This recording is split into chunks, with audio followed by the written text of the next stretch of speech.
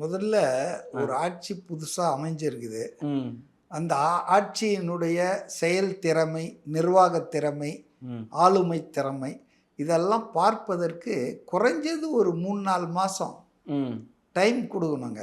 ம் ம் இது வந்து சுவிட்ச் போட்டால் லைட் எரியிற மாதிரி இல்லைங்க. ஆட்சியில் நிர்வாக மாற்றங்கள் நடத்தணும். எதுவாக இருந்தாலும் செய்கிறது வந்து உங்களுக்கு வந்து பலன் கிடைக்கணும், ரிசல்ட் வரணும்னா you have to wait for 3-4 months. ம் அதனால தான் எப்பவுமே சொல்லுவாங்க, ஒரு கவர்மெண்ட் புதுசாக அமைஞ்சா ம் அதுக்கு வந்து ஒரு 6 மாதன்றது ஹனிமூன் பீரியட்னுவாங்க.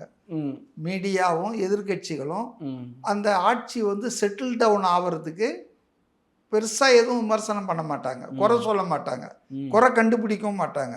ம் இது வந்து காலங்காலமாக நடந்துட்டு இருக்குது. மு.க. ஸ்டாலினும் 5ஆம் தேதி இதுதான் சொன்னார். ம் ஆனால் திடீர்னு என்னன்னு தெரில, ஒரு யூட்டர்ன் எடுத்து 6ஆம் தேதியிலேருந்து குற்றம் சொல்லி ஆரம்பிச்சிட்டாரு. ம் இது வந்து நகைப்புக்குரியதுங்க.